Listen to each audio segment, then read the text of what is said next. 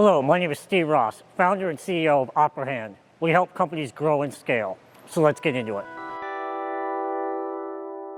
Yes, overscaling is maybe getting out over your skis. You thought, hey, I've got a great product, and I am ready to just blow the doors off. And so maybe you go out and you hire a bunch of salespeople, right? You say, hey, I want to go from here to here. I need to hire a bunch of salespeople to go hit those goals.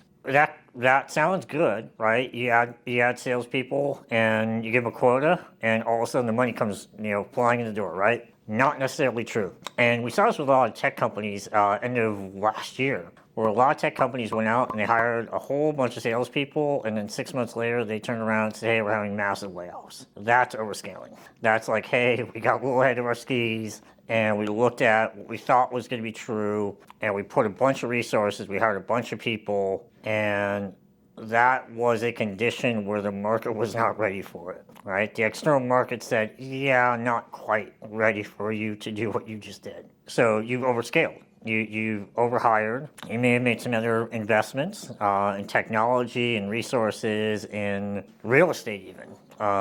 And now you're overscaled. And so it's a bummer because you can't continue to afford to do that, because if you're not bringing in the sales you thought, all you're really doing is putting money out, and you're either breaking even, losing money, or not nearly making the money you thought you were going to make. So you put yourself in a position where, oops, I overscaled. It's not good. I'll put it that way. And the reason it's not good is if you've overscaled, what do you have to do? You have to readjust back a bit. What does that mean? It means you're probably laying people off. That sucks. You brought people in who you're now maybe saying, hey, we can't keep you here. It's emotionally hard for you. It's emotionally hard for them. You're putting money. You're pouring money down the drain. That sucks, right? You're throwing money away. So that's bad. It's really difficult on the entire company because you laid people off. The people who are still there are thinking, hey, am I next? And so it's really hard on the culture too. And so it's not good to overscale because there's so many things you have to do tactically, operationally, emotionally to get it right again. And everyone's kind of looking at you as a leader saying, wow, how did you pull that off? Like, that wasn't a smart move. So you lose a lot of leadership capital in the process too. It's a tempting thing to do, right? Because you're like, hey, I want to go capture that opportunity. I want to capture it aggressively, and you should, right? You should push the limit as much as you can.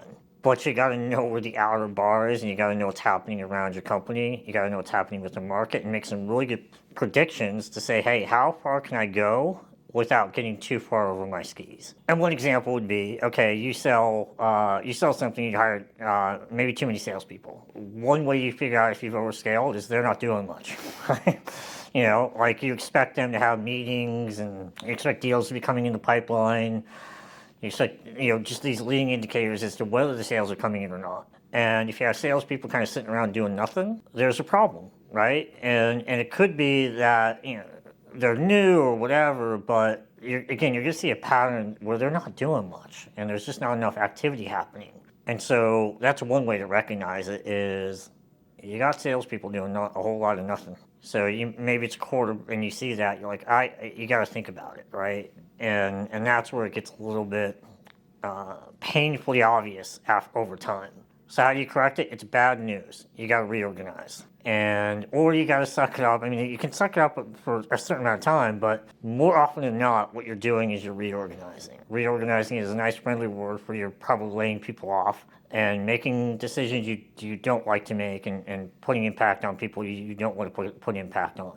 That's why it's really important to be careful when you're thinking about these decisions that you're making, because they're hard to undo. Everything can be undone, but it's hard to undo. Kind of just the nature of things is you're going to have to just say, okay, we made a mistake here. We don't want to continue to make the mistake. We got to take corrective action.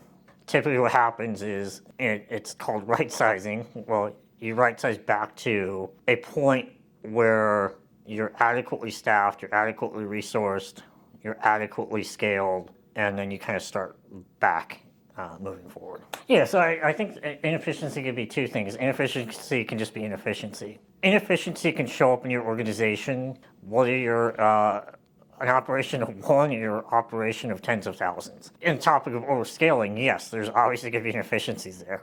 Like that's almost like the definition of it is you've actually bought inefficiency. You have put money out there to be more inefficient. It's hard to believe that's what's happening, but if you hired a bunch of people and you bought a bunch of infrastructure and you made a bunch of investments, you are buying inefficiency.